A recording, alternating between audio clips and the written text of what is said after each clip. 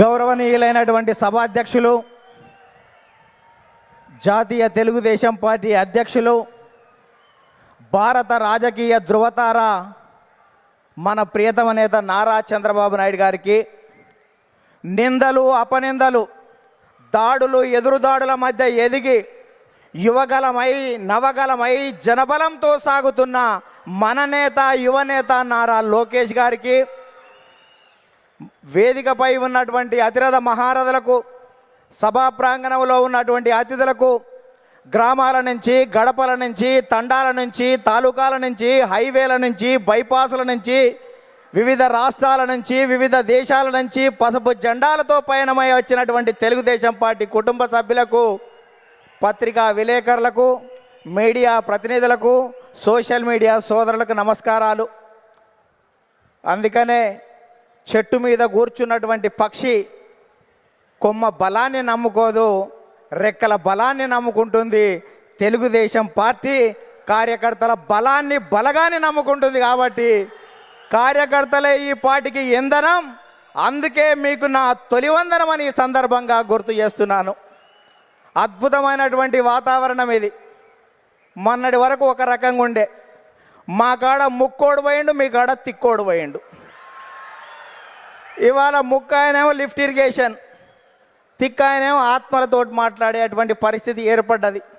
ఈ సమయంలో జనం కోసం, జాతి కోసం, పేదల కోసం, బీదల కోసం మహానాడు ఏర్పాటు చేసుకొని అధికారంలో ఉంటే ప్రజలకు చేయవలసిన దాని గురించి, ప్రతిపక్షంలో ఉంటే ప్రజా సమస్యల మీద మాట్లాడేటువంటి ఈ మహానాడు వేదికపై, ఈ మహత్తరమైన వేదికపై తెలుగు జాతి విశ్వఖ్యాతి అనేటువంటి అంశం మీద ఈ తీర్మానాన్ని బలపరిచే అవకాశం ఇచ్చిన బాబు గారికి ధన్యవాదాలు.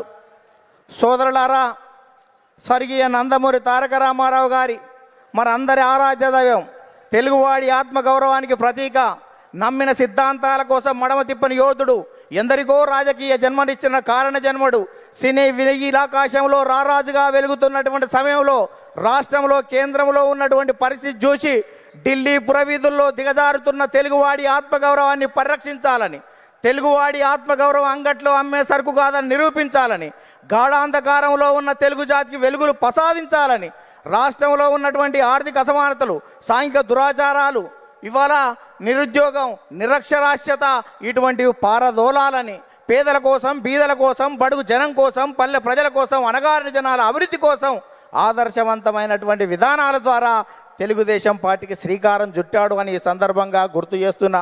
అందుకనే తెలుగుదేశం పార్టీ ఆవిర్భావం తర్వాత రాష్ట్ర రాజకీయాల్లో పెను సంచలనం చంపింది. 9 నెలల్లోనే ఇవాళ అధికారంలోకి వచ్చినటువంటి చరిత్ర మనది. భారతదేశ రాజకీయాల్లో సంచలనాలు సృష్టించినటువంటి చరిత్ర మనది.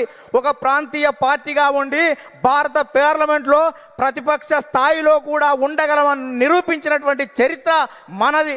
భారత ప్రధానమంత్రులు, రాష్ట్రపతుల ఎన్నికలో కూడా ప్రధానమైన భూమిక పోషించినటువంటి చరిత్ర తెలుగుదేశం పార్టీ. అందుకనే తెలుగుదేశం పార్టీ ఆవిర్భావం తర్వాత గ్రామాలకు మౌలిక సౌకర్యాలు అందాయి, ప్రజలకు సంక్షేమ ఫలాలు అందాయి, ప్రజలకు రాజకీయ చైతన్యం వచ్చింది, బలహీన వర్గాలకు రాజకీయ జీవితం వచ్చింది అని ఈ సందర్భంగా గుర్తు చేస్తున్నా. సామాజిక మార్పులకు స్వాగతం పలికాం, ఆర్థిక అభివృద్ధికి అందలం వేశాం, నిమ్న జాతుల ఉద్ధరణ కోసం, బడుగు జనోద్ధరణ కోసం బాటలు వేశాము అని ఈ సందర్భంగా గుర్తు చేస్తున్నాను. అందుకని సోదరులారా,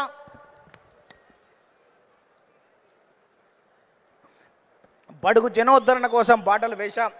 అందుకనే గతంలో రాజకీయాలు భూస్వాములు, ఆసాములు, జమీందారులు, జాగీర్దారులు, దేశ్ముఖులు, దేశ్ పాండేల కబంధ హస్తాలలో ఉన్నటువంటి రాజకీయాన్ని గరీబోళ్ళ ముంద ఉంచినటువంటి చరిత్ర తెలుగుదేశం పార్టీది.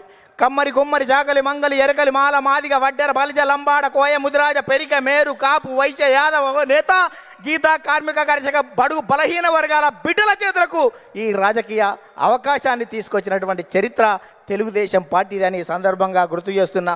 అందుకనే స్వర్గీయ నందమూరి తారక రామారావు గారు 2 రూపాయల కిలో బియ్యం పెట్టాడు.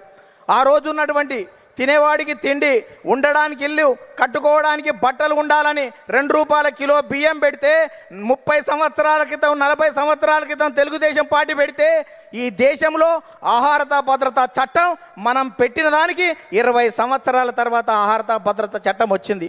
అంటే తెలుగుదేశం పార్టీ ఒక నిర్ణయం చేస్తే ఈ దేశం వివిధ రాష్ట్రాలు 20 సంవత్సరాల తర్వాత ముందు చూపుతోటి చేస్తున్నటువంటి పరిస్థితి ఉంది.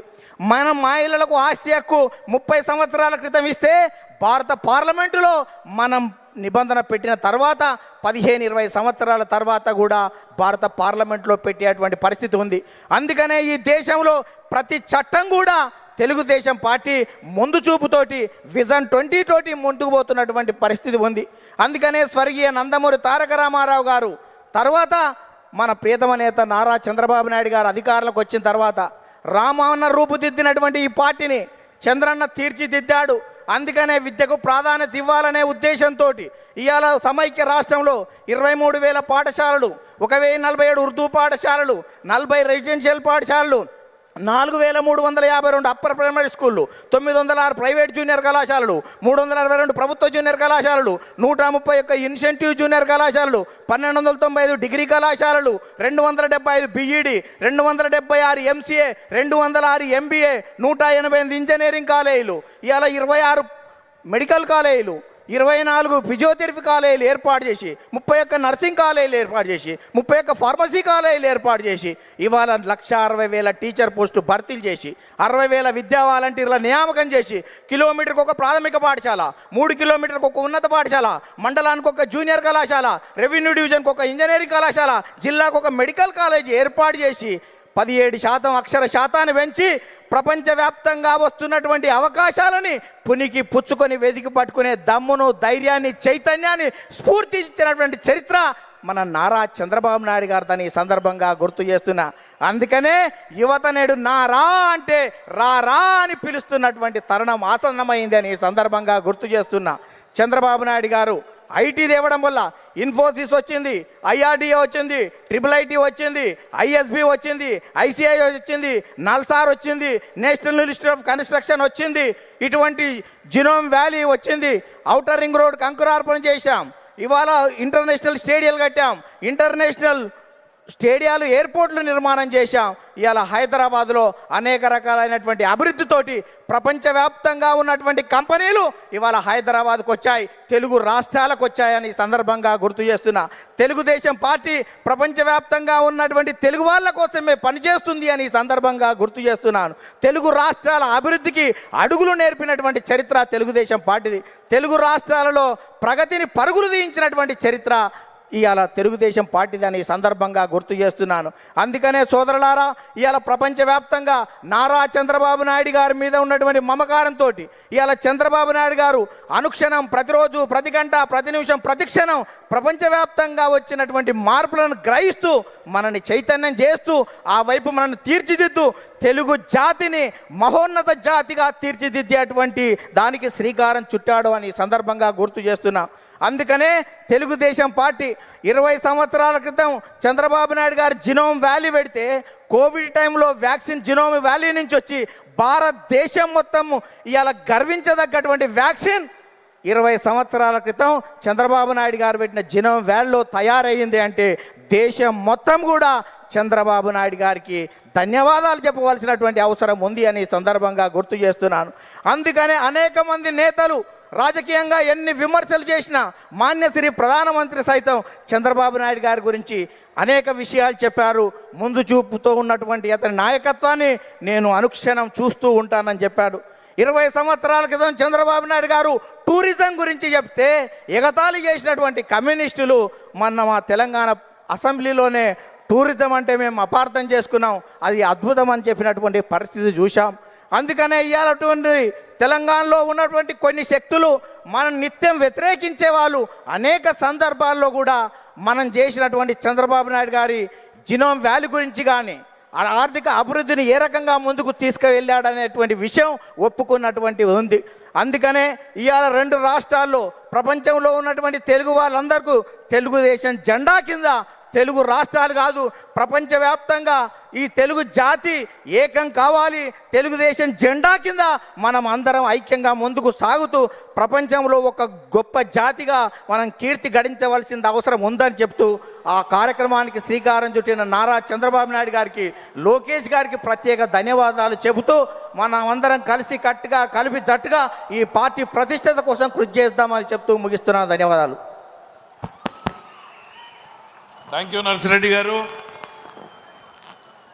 రెండవ రోజు రెండవ తీర్మానాన్ని ముగించుకున్నాం. తర్వాత తీర్మానం రాష్ట్రం విధ్వంసం నుండి పునర్నిర్మాణం వైపు అడుగులు అనేటువంటి తీర్మానాన్ని ప్రవేశపెట్టడానికి 6 సార్లు